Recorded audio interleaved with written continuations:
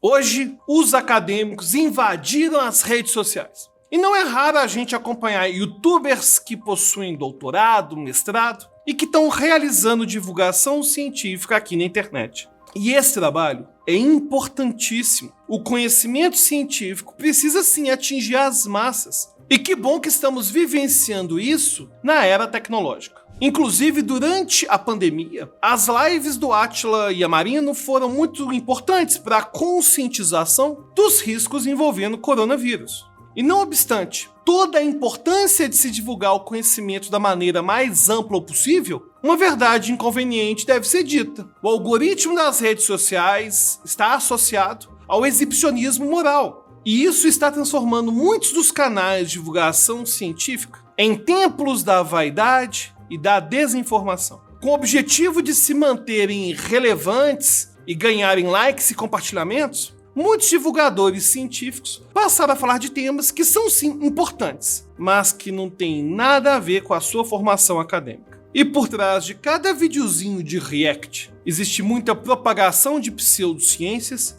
e proselitismo político e ideológico. E se você quiser entender como que alguns divulgadores científicos que se colocam como paladinos da ciência e da justiça têm propagado pseudociências e desinformação, aí é só assistir o vídeo até o final. E caso você não me conheça, sou Alberto Delísula, professor de psicologia, e nesse canal falamos de psicologia, filosofia e neurociência. E como eu disse no início do vídeo, o exibicionismo moral está acabando com a divulgação científica séria. E isso acontece por dois fatores. 1. O próprio algoritmo do YouTube. E 2. O exibicionismo moral de alguns produtores de conteúdo. Bom, primeiro vamos falar um pouco do porquê de o algoritmo do YouTube ser nocivo para a divulgação científica. Aí depois eu vou explicar os problemas do exibicionismo moral e o quanto que ele gera de desinformação e propaga pseudociências. Você já deve ter ouvido eu falando para você dar um like no vídeo, sob a justificativa de que o YouTube não divulga esse tipo de conteúdo.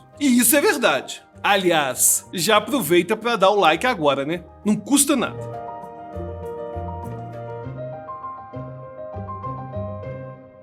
Mas voltando a falar do algoritmo do YouTube, ele vai priorizar dois fatores que vão totalmente contra a ética e a qualidade da divulgação científica: hype e frequência. Hype diz respeito às tendências do momento, os assuntos que estão em alta, os chamados trending topics. E quando se trata da criação de conteúdos para o YouTube, 1 ou 2 dias são suficientes para o hype simplesmente desaparecer. Ou seja, se Bolsonaro ou Lula falarem qualquer bobagem que repercutiu demais na segunda-feira, publicar um vídeo na quinta, isso aí pode ser tarde demais. Ao chegar na quinta-feira, os conteúdos em alta já vão ser outros. Vai ser jogo da Copa, taxa de desemprego, ou até mesmo alguma fala de um ex-ator da Globo que foi no Flow. Não bastasse a efemeridade do hype, o algoritmo requer muita produção de conteúdo. Muita mesmo. Você deve ter percebido o quanto que a gente se esforça para manter 5 vídeos de divulgação científica por semana. E para se manterem vivos e relevantes na plataforma, os canais do YouTube têm usado um formato de conteúdo que combina tanto hype quanto alta taxa de produção de conteúdo, que é o tal do react. E eu sempre brinco dizendo que react é o chorume da internet.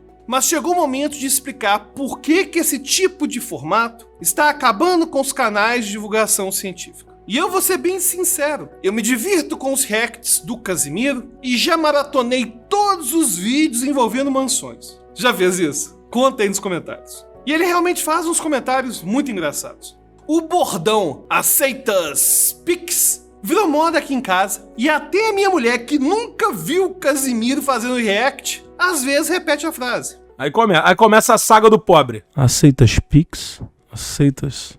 No entanto, Casimiro não é um divulgador científico. Ele não é um doutor, um mestre ou até mesmo alguém que se apresenta como um acadêmico. As opiniões do Casimiro são a expressão daquilo que ele sente, tem uma pegada de humor e é natural que ele as imita. No entanto, quando um acadêmico expressa uma opinião que é precedida por um status de doutor, mestre, existe muita responsabilidade social nisso aí. E ao fazerem reacts, geralmente em vídeos ao vivo, os divulgadores resolvem um problema do hype e da massificação da produção simultaneamente. Mas eles caem na tentação de, ao vivo, opinarem sobre temas que eles não têm qualificação nenhuma. E veja bem, quando eu digo qualificação, não estou nem me referindo a ter um doutorado, um mestrado, mas a pessoa precisa saber daquilo que ela está falando. O trend e a exigência da criação massiva de conteúdos forçam o divulgador científico a dar sua opinião muito rapidamente sobre aquilo que está acontecendo. E é muito sedutor poder fazer um react sobre o assunto. Basta dar o play no vídeo e comentar uma dúzia de palavras sobre o tema. É muito mais fácil fazer um react do que aquilo que eu estou fazendo agora, que é sentar, pesquisar, escrever um roteiro utilizando fontes confiáveis, depois vir aqui no estúdio gravar o vídeo. Mas o problema não é só esse. Associados aos problemas envolvendo o algoritmo do YouTube, temos o exibicionismo moral. E é justamente aí que mora o perigo. Aproveitando o hype das eleições, a gente tenta, né? Afinal, eu também quero surfar no hype. Mas no período eleitoral, eu lancei vídeos explicando que discussões que envolvem moral e política não são discussões como quaisquer outras. Em geral, discussões que envolvem moralidade falam sobre um dever agir, um dever comportar-se. E não apenas isso, discussões morais possuem, ainda que de forma velada, a ideia de punição. Aliás, é por esse motivo que é comum a gente se comportar como selvagens nas nossas discussões na internet. Por se tratarem de questões morais, sentimos que existem opiniões que merecem punições para qualquer pessoa que pense de forma diferente. E não são raras as vezes que divulgadores científicos se esquivam de temas que ferem a cartilha da moralidade. Na maior parte das vezes, ao menos sob nossos olhos, a biologia é realmente imoral. Então temas como diferenças biológicas entre homens e mulheres, a validade de testes de QI, os problemas envolvendo mulheres trans nos esportes ou até mesmo o homeschooling são evitados ao máximo. Porque ninguém quer correr o risco de ser mal interpretado e ser taxado como eugenista, transfóbico ou reducionista. Fica feio, né? Bom, quando eles evitam falar sobre os temas, nem é tão problemático assim, afinal, ninguém é obrigado a falar sobre todo e qualquer assunto. E muito pelo contrário, o melhor seria que cada um pudesse se ater ao seu campo de conhecimento para não sair falando bobagem por aí. O problema está em divulgar desinformação para cumprir com a cartilha da moralidade. Afinal, testes de QI me parecem algo injusto, imoral. Nada mais razoável do que fazer um vídeo alertando contra esses testes, ainda que esses testes sejam extremamente importantes e validados cientificamente. E no momento em que o grandstanding, o exibicionismo moral, atinge a divulgação científica, começa a acontecer aquilo que é o mais absurdo. Os divulgadores científicos passam a fazer vídeos e textões anti-ciência. Só para você ter uma ideia do nível do absurdo, a revista Scientific American, uma das mais antigas e importantes do mundo, fundada no século XIX, passou a negar a ciência em seus editoriais.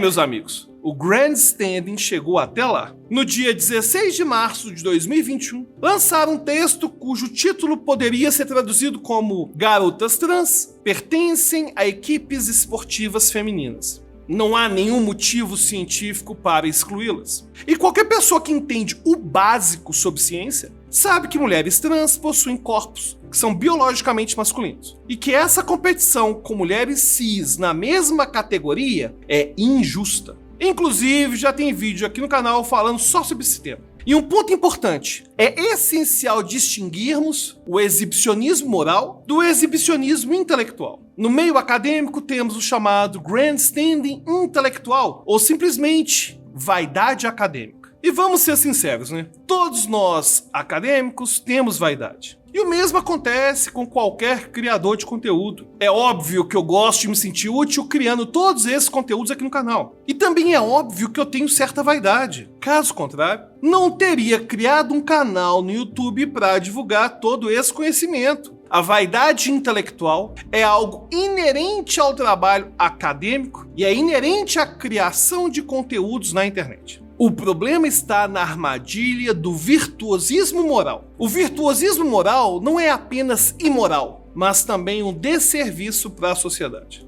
E como eu disse anteriormente, o algoritmo das redes sociais apenas pioram a situação. O React resolve 2 problemas simultaneamente. Permite o grandstanding, além de favorecer a produção massificada de conteúdo. Assim, o prestígio do youtuber imaculado moralmente é garantido, porque ao analisar vídeos de terceiros, ele se torna a régua do que considera prestável e imprestável na internet. E a forma mais falaciosa de se refutar os conteúdos é através do deboche. Isso porque refutar ideias apresentadas com base em artigos científicos não costuma ser suficiente para os exibicionistas morais. E não basta o prestígio, é preciso também intimidar, dominar. Muitos usam discurso moral para envergonhar ou silenciar outras pessoas e gerar medo. Ameaçam verbalmente e se empenham em humilhar. Fulano, você tem milhões de seguidores. Você precisa se posicionar em relação à fala racista do seu amiguinho. Expor uma pessoa pública e exigir algum tipo de posicionamento público é das melhores formas de, ao mesmo tempo, obter prestígio e dominação. Na ciência, o grandstanding cria temas que se tornam tabus. Por exemplo, o fator geral da inteligência, o fator G. E olha só, não é ponto G não, beleza? É fator G. Bom, mas o fator G é extremamente estudado e documentado. Mas para se tornar virtuoso e empático com o público, o divulgador científico pode simplesmente dizer que a ideia dos testes de QI não é apenas antiética, como também pouco científica. E o mesmo vale para as diferenças individuais entre homens e mulheres. E isso não pode ser tabu. Usando as palavras de um dos mais notáveis psicólogos da atualidade, Steven Pinker, a verdade não pode ser sexista. É importante que haja uma conscientização sobre isso e que se perceba o quanto que é perigoso cair nessas armadilhas que inflam o nosso ego, que criam a ilusão de uma autoimportância falaciosa e que são guiadas pelo coro que as bolhas da internet se retroalimentam. Portanto, enquanto alguns divulgadores científicos ficarem ignorando os dados científicos e permanecerem emitindo opiniões que são revestidas por uma suposta empatia, mas que são totalmente equivocadas, vamos a cada dia nos afastar mais e mais da verdade, por menos virtuosismo moral e mais ciência. Por favor. E se você quiser debater sobre esse tema diretamente comigo, tem que virar apoiador, né? Clica no link da descrição e participe da nossa campanha do Apoia-se. Agora, se você não se inscreveu e não ativou o sininho, tá de brincadeira, né? Faz isso aí agora e até a próxima.